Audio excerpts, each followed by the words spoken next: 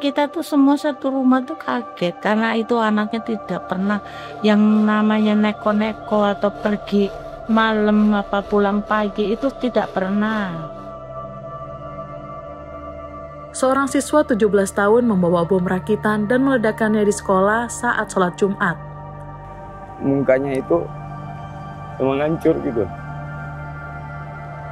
Di sininya itu bikin sobek mulutnya, jadi hancur. Ini menjadi serangan sekolah dengan ledakan pertama di Asia. Because they hope that somebody else then will remember them and glorify them in the future.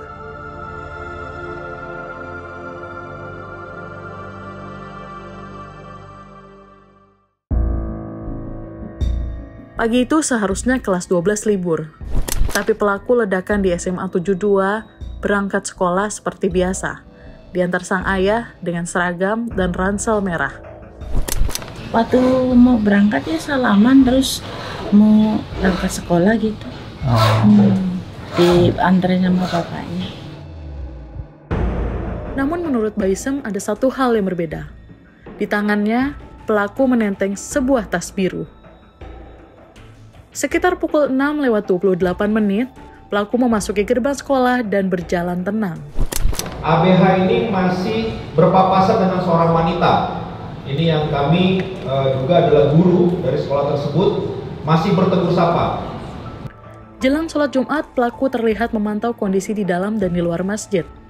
Tak lama ia berganti pakaian, hanya kaos putih dan celana hitam. Di tangan kanannya ada senjata mainan, dan di tangan kirinya diduga remote pemicu ledakan. Saat berjalan perlahan menuju pintu masjid, ledakan dengan cahaya merah terjadi. Kami langsung loncat terakhir bahwa pada pukul 12:58 itu para siswa berlari berhamburan meninggalkan masjid ke arah kamera. Tak hanya di masjid, pelaku juga menempatkan bom rakitan di dua lokasi lain yang sehari-hari dipenuhi aktivitas siswa. Kemudian untuk TKP yang kedua, posisi itu ada di bank sampah dan di Taman Baca.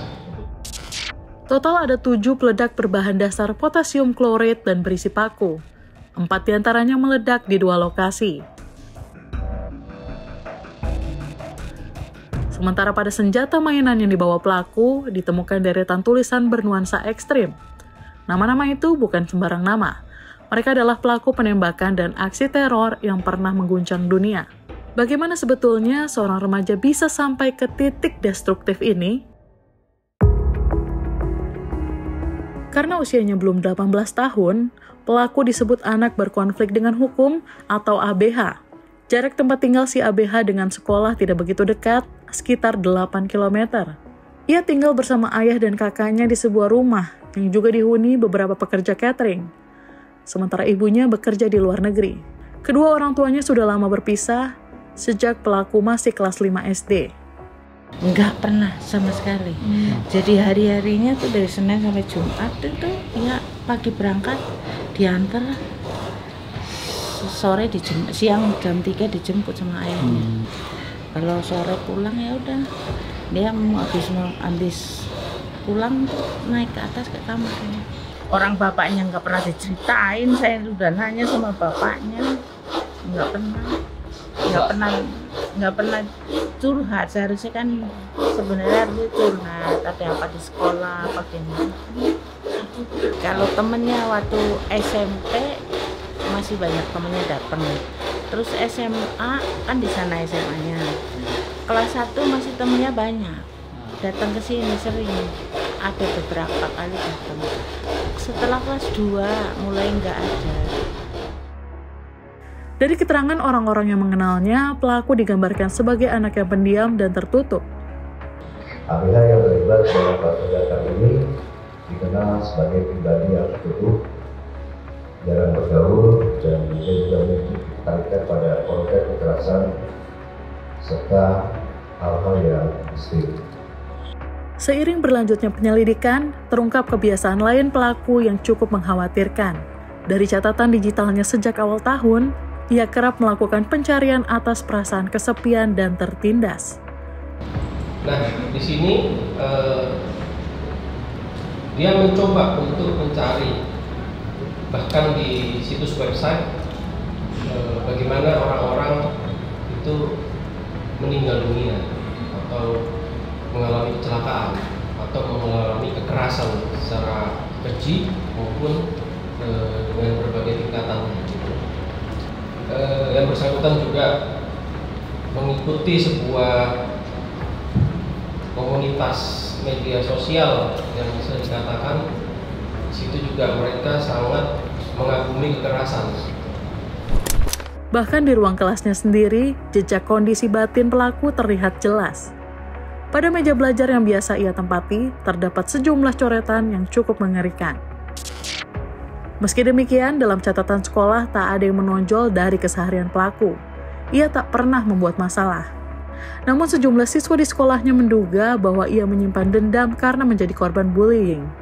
Bisa dibayangkan, broken home, rasa tertindas, kesepian, dan kebencian menyatu dengan paparan konten medsos yang akhirnya membentuk dunia gelap dalam benak pelaku.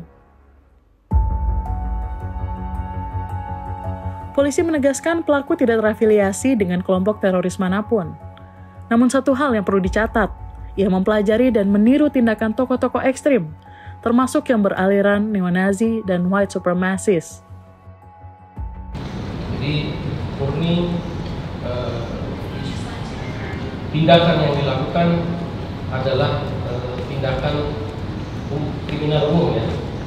Jadi kalau di dalam komunitas kekerasan ini ada istilah mimetic violence daring. Berkaca dari beberapa kasus penyerangan sekolah di seluruh dunia, kekerasan yang dilakukan pelaku remaja jarang dipicu oleh ideologi besar. Seringnya, semua berawal dari perasaan terabaikan, hingga pada suatu titik mereka meyakini bahwa kekerasan adalah satu-satunya jalan keluar. These kids who commit the school shooting, they don't have any goal. They don't have an ideology that they're trying to advance. They are committing the violence for the sake of radicalization.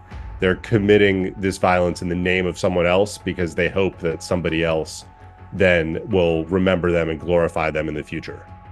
Somebody who goes deep down that path of grievance can eventually think that violence is the only answer to their problems. Pada akhirnya, dunia digital menjadi pintu paling lebar bagi pengaruh apapun. Ruang sunyi yang sering luput dari pantauan, tapi penuh paparan yang bisa menyeret remaja manapun ke lubang hitam. Segala konten, baik langsung maupun tidak langsung, baik orang interaksi, komunikasi, berita, game, lagu, video, atau tutorial, semua akan sangat berperan dan berpengaruh terhadap kemampuan seseorang terhadap internalisasi paparan kekerasan tersebut. Karena yang dihadapi oleh generasi Alpha, Gen Z, mereka lahir sudah terpapar digital gitu. Sementara yang kurang adalah soal literasi itu ya. Pelajar kita termasuk papan bawah ya, tingkat literasi di dunia. Satu hal tak boleh kita lupakan, para korban harus dipulihkan dari luka yang terlihat maupun tak terlihat. Rasa trauma yang mungkin akan mereka bawa dalam waktu lama. Mukanya itu emang hancur gitu.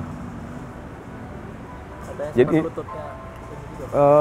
pas dengkulnya itu, dagingnya itu hancur. Seperti itu.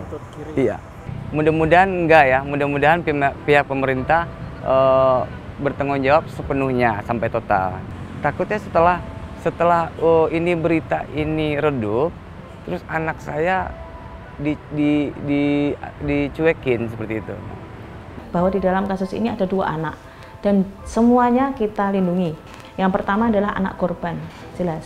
Ada sekitar 60-an anak itu yang memerlukan rehabilitasi medis. Sementara yang memerlukan rehabilitasi psikososial itu kalau seluruh sekolah ada 783 anak. Untuk yang anak berkonflik dengan hukum yang sudah ditetapkan kemarin, kami memastikan proses hukum berjalan.